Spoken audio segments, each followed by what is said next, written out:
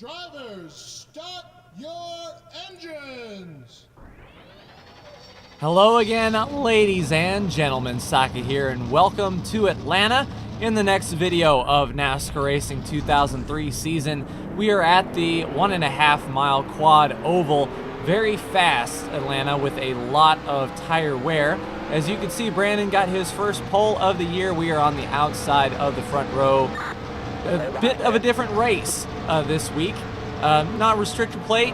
We don't have to worry about staying in line. We don't have to worry about help coming from the back. We can just drive the car as fast as we can, or just maybe conserve the tires a bit.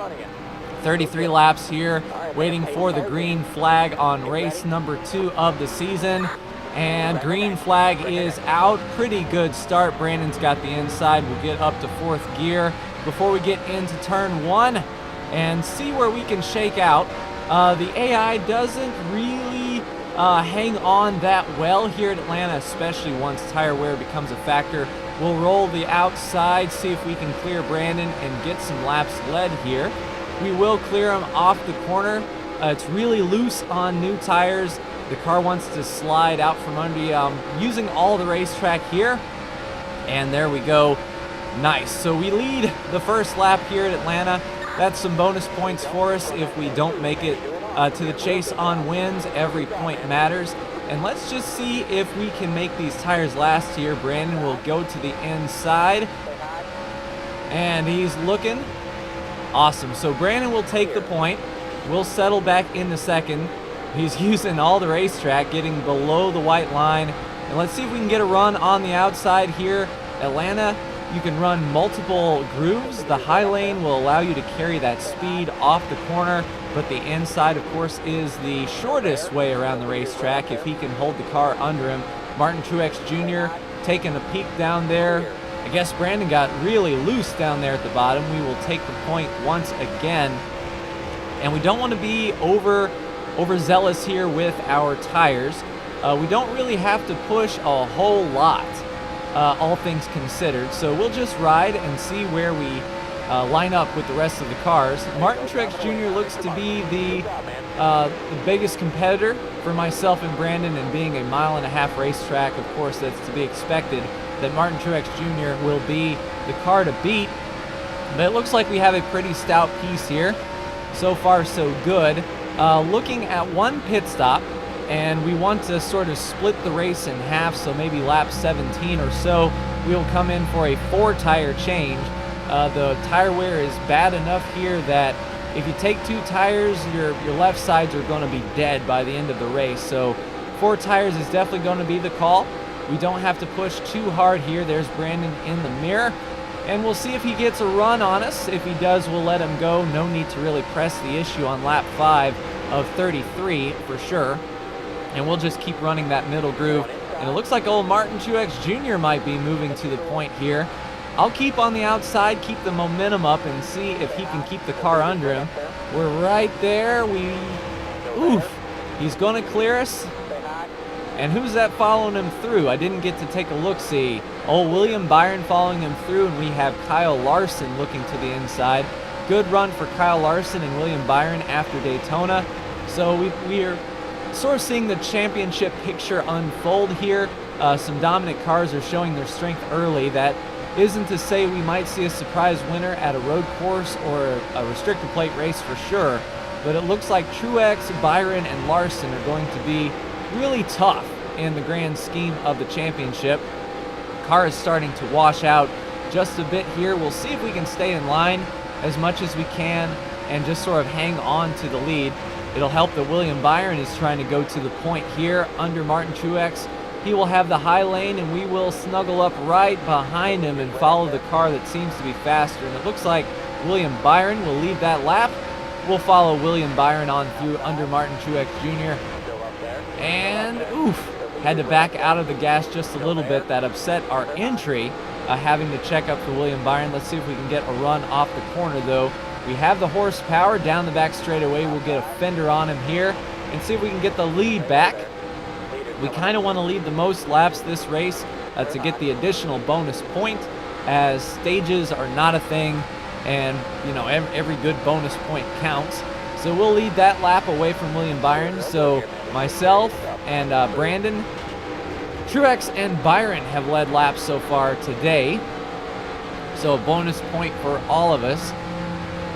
And so far so good. I hope Brandon's okay back there. I don't know exactly where he's sitting. I guess the car is a little loose and coming to him here on later in this run. But we've got about 7 laps or so before pit stops, over halfway through this particular run. So far the car is okay. It's not sliding out from under me anymore. The tires are starting to fall off, so backing up the corners, slowing up a bit. And looks like Brandon has taken the second spot. And he's right there in the mirror. I think this is about the time when the AI tires really start to fall off and we can really gap, which means that lap traffic may be a factor here before pit stops. I'm not sure exactly the speed disparity between the back markers and us, but it's going to be interesting moving forward through this race how much those AI cars drop off here. A little loose on exit there. Let's see if Brandon has anything for us. He's not looking high. We'll keep to the bottom in case he wants to roll the top. He is outside. We don't want to wash up into him. We're keeping low, scrubbing a little bit of speed there. Coming off the corner, we still don't see him, but he's out there. He's hunting and searching. Still on the outside. He should get a pretty decent run on corner exit here. We'll keep to the bottom and see if he can drive off with any speed. Our entry is going to be affected here, entering on the complete bottom of the racetrack here.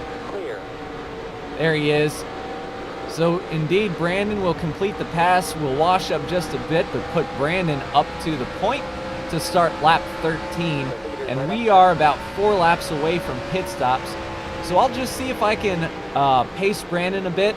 It would be better if I entered pit road after him so he doesn't have to drive around me. For strategy reasons, I might want to get in front of him. All 4 tires are still green, but showing noticeable signs of wear. So we're going to take care of these tires a bit. There's really no need to push yet. As long as we can stay within shouting distance of Brandon, we should be okay. We have a half a second lead on William Byron. And we are gapping William Byron. We picked up 2/10 there. So I'm comfortable riding right here, seeing if we can come on pit road together. It'll be interesting to see the AI and what they choose to do for their pit stop. Will they split the race in half to give them the best tires throughout the race, or are they going to bank on a caution and run more laps, try to put us a lap down and catch a break? If they do stay out, they will be losing about 4 seconds a lap, 2 to 4 seconds a lap, depending on lap traffic and whatnot. You can see we are already a second slower deeper into this run than fresh tires. Tires are still okay. I think Brandon's tires may be falling off. He had to definitely fight through traffic a little bit more than we did. Yep, Brandon's washing up right here. Let's see if we can close the gap. He's running that extreme high lane. We're going to close a bit. Lap car is going to be a factor. We'll roll out and see how all of this plays out. No need to really push here at the end of the run. We'll go around the 34 there and put him 1 lap down. Excellent. Hopefully the 34 can tie up William Byron and Martin Truex Jr. Give us a little bit of breathing room coming on to the pit entrance. Car is really starting to push now. The tires are really starting to go away. We have a big group in front of us now, but they shouldn't be a factor coming to pit road. So if we're going to split the race in half, we're going to come down this time for 4 tires and fuel. I think that will be the call for both of us. I'm not going to do any chassis adjustments or anything like that. Car is still pretty good, and we've got a piece that could win as long as we keep it under us. So no adjustments for us. We're going to come down here. We have to slow up a ton, and it's a pretty sharp turn down here on pit road. Double downshift, and there we go. 3,000 in second gear. Brandon will be in the first pit stall. We will be in stall number 2. So no tricky pit entrance to get in here. We just have to be sure not to overshoot. I guess Brandon is pegging that speed as much as he can. We're being a little bit conservative here. Hopefully our pit crews will make up for it. And 4 tires and fuel, boys. Let's go.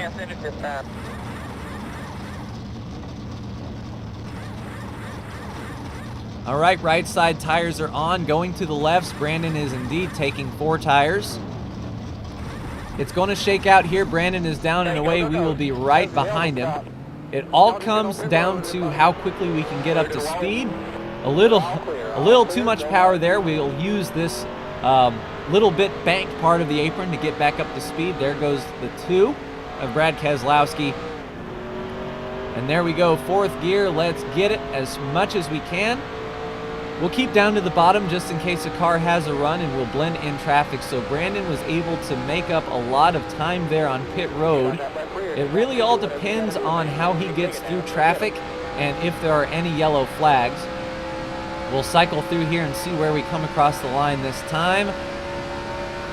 All right, so we're going to be in the 30s. So it doesn't look like the AI split their race directly in half. And you can see how old tires are really affecting Brad here. We'll just be able to drive right around the outside and focus on Brandon, who has a massive wad of cars in front of him. Some are pitting indeed, so we'll be mindful of those as they're on the apron. Hopefully, if they crash, we can get our lap back if we were a lap down. That way we can stay out and cycle through everybody. And I don't know if these cars in front of him have pitted. I don't think they have, just by the sheer speed that we're gaining up on him. Brandon is blocked in there. We're going to make up a lot of time here around the 47 of AJ. And let's swing the car way to the outside and really pick him up. So we managed to shave off a bunch of time there. Brandon got checked up in lap traffic. We went from 1.1 down to a half a second. So we shaved a half second off, and we're starting to catch him pretty quickly. There's still 12 laps left, and I want to keep good tires under. So I'm not sure if I want to pass him quite yet and run as fast as I can. I may let him pick through lap traffic and follow him through.